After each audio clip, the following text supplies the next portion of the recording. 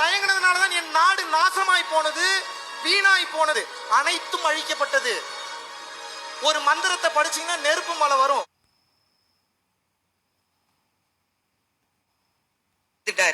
அவரோட சாவுக்கு எல்லாமே நான் தான் செஞ்சேன். சித்தப்பா செத்துட்டாரு, சாவுக்கு எல்லாமே நீ தான் செஞ்ச. சரி, சித்தப்பா இப்படி செத்தாரு, அதான் சொன்னானே சாவுக்கு எல்லாமே நான் தான் செஞ்சேன்னு. மாற்றங்கள் போன ஜென்ம பரம்பொருள் ஃபவுண்டேஷன் அவினாஷியில் ரெஜிஸ்டர் ஆகிருக்கிற ஒரு கம்பெனி ஆர்கனைசேஷன் மூலமாக பள்ளிக்கல்வித்துறை சார்பில் நடத்தப்பட்ட ஒரு அரசு பள்ளி விழாவில் வந்து இந்த நபர் மிஸ்டர் மகாவிஷ்ணு என்று அழைக்கப்படுகிற ஒரு நபர் பேசின வீடியோக்கள் வைரல் ஆயிருக்கு, பேசுபொருள் ஆயிருக்கு. இவர் யார் என்ன அப்படிங்கிற விசாரணையில் நாம பார்த்தோம்னா பரம்பொருள் ஃபவுண்டேஷன் அப்படிங்கிற ஆர்கனைசேஷன் ஆனா 2021 இந்த நிறுவனத்தின் மேல ஒரு ட்ரேட்மார்க் சம்பந்தப்பட்ட ஒரு கேஸ் ஒன்று நடந்து இதுல வந்து 2 பேருக்கு இடையில மியூச்சுவலா ஒரு அக்ரிமெண்ட் போட்டு பரம்பொருள் அப்படிங்கிற ஒரு பெயரானது இந்த நிறுவனத்துக்கு வழங்கப்பட்டிருக்கிறது. அது பற்றி சம்பந்தப்பட்ட கேஸ் ஃபைல் எல்லாம் வந்து ஆன்லைன்ல இருக்கு, ஹைகோர்ட்ல நடந்தது. அது போக இல்லாம 2 வருடங்களுக்கு முன்பு இவர் நிறுவனத்தை சார்ந்த சித்தா வினோத் என்பவர் அந்த பரம்பொருள் ஃபவுண்டேஷன் நடத்துற பயிற்சிகளுக்கு வர பெண்களிடம் தவறாக நடந்து கொண்டார், தவறாக பேசினார், புகைப்படங்கள் கேட்டாரு அப்படிங்கிற ஒரு அலிகேஷன் இருந்தது. அதனால அவரை வந்து நான் இந்த நிறுவனத்தை விட்டு விளக்குறேன் அப்படின்னு சொல்லி பரம்பொருள் ஃபவுண்டேஷனோட மகாவிஷ்ணு அவர்களே வந்துட்டு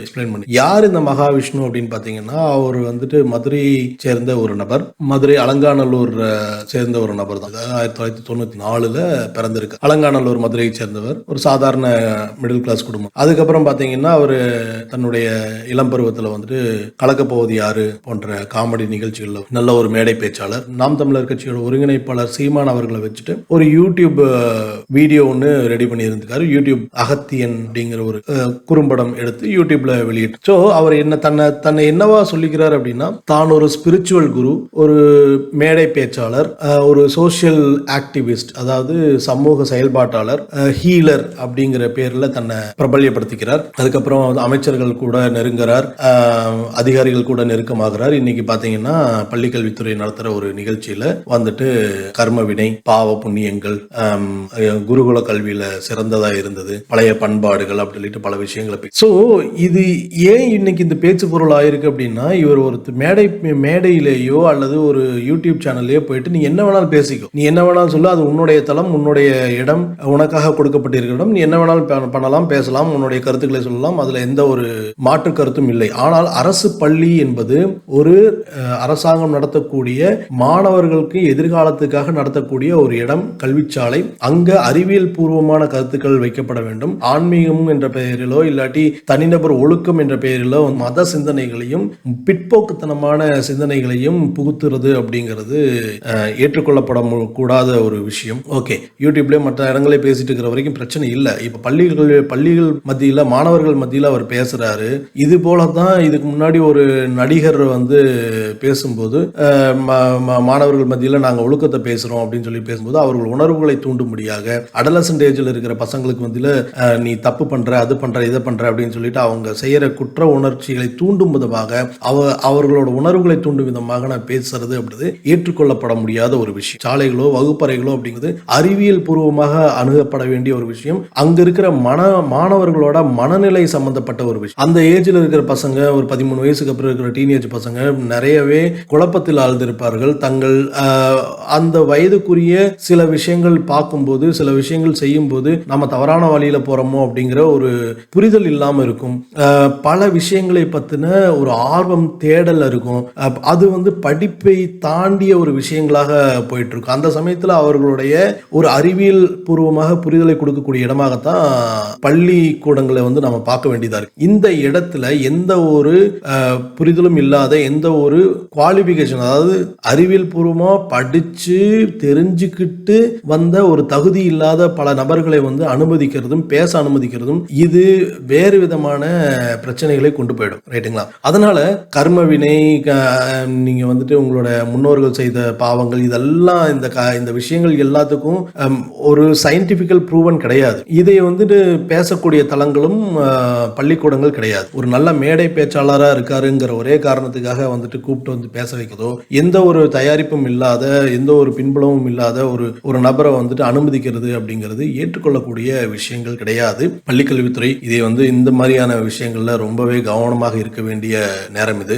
ஆன்மீகம் சம்பந்தப்பட்ட நடவடிக்கைகளுக்கும் இடம் தரக்கூடாது அப்படிங்கிறது என்னுடைய கருத்து. இன்னைக்கு இந்திய பாரம்பரியம், யோகா இந்த பெயர்களில் நாம் மக்களை ஒழுங்குபடுத்துகிறோம், ஒழுக்க நெறி கொண்டு வரோம் அப்படிங்கிறப்ப மாணவர்கள் மத்தியில் அவங்களோட பழமைவாத கருத்துக்கள் திணிக்கப்படுகிறது, பழமைவாத உணர்வுகள் திணிக்கப்படுகிறது, மனு ஸ்மிருதியோட பல கொள்கைகள் திணிக்கப்படுகிறது. சரி, இது எல்லாம் எந்த வகையில் நம்ம ஏற்றுக்கொள்ளும்? பாகுபாடுகளை ஊக்குவிக்கும் இடமாக ஜாதிய வேறுபாடுகளை சரிதான் அப்படின்னு சொல்லக்கூடிய பல கருத்துக்களை அடங்கிய வாழைப்பழத்தில் ஊசி ஏத்துற மாதிரி ஏத்துறத மாணவர்கள் மத்தியில், மக்கள் மத்தியில் ஏத்துறது.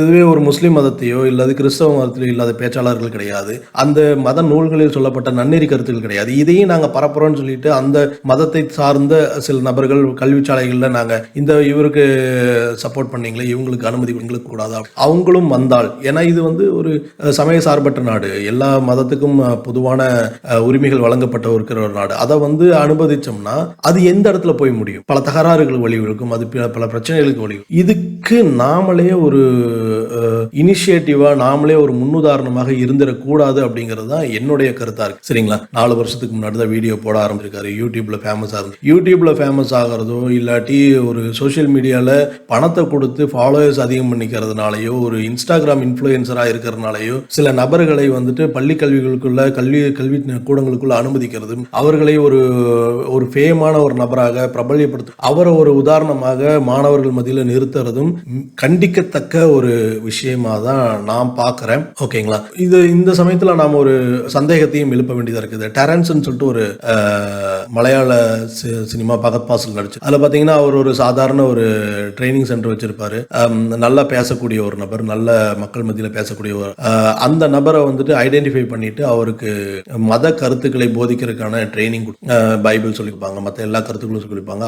அவரை வச்சு பல மக்களை கூட்டி அவர்கள்கிட்ட இருந்து வர்ற கலெக்ஷன் பணத்துல பெரிய நிறுவனங்கள் ஆரம்பிப்பாங்க, மிகப்பெரிய தொழிலதிபர்களாகவும் மிகப்பெரிய கோடீஸ்வரர்களாகவும் ஒரு ஆர்கனைஸ்டு விஷயங்களாக செய்வார். அது மாதிரி தான் இந்த நபரும் வளர்க்கப்படுகிறாரோ. ஒரு குறிப்பிட்ட சில நிறுவனங்களால், மத சார்புடைய ஒரு நிறுவனங்களால் இந்த மாதிரியான நபர் வளர்க்கப்படுகிறாரோ, அவர் மூலமாக பள்ளித்துறைகளும் பள்ளி மாணவர்கள் மத்தியில் இவர் பிரபல்யப்படுத்தப்படுகிறார். இவர் மூலமாக ஒரு தொலைநோக்கு திட்டத்தோட சில நிறுவனங்கள் இயங்குகிறதா அப்படிங்கிற ஒரு சந்தேகமும் நமக்கு வருகிறது. எக்ஸாக்டா இது இப்ப நடக்கிறதையும் இது படத்துல வர்ற பல காட்சிகளையும் தொடர்பு படுத்தி பார்க்கும்போது நமக்கு வர்ற சந்தேகம் நியாயமாக இருக்கக்கூடியதாகத்தான் நமக்கு. அதனால நான் என்னோட வேண்டுகோள் எல்லாம், அரசாங்கங்கள் கல்வித்துறையை ஒரு சமூக நீதியை போதிக்கும் இடமாக பார்க்க, ஃபியூச்சர்ல அவங்க தான் இந்த நாட்டை வழிநடத்துகிறார், தேசத்தை முன்னுதாரணம். அவர்களுக்கு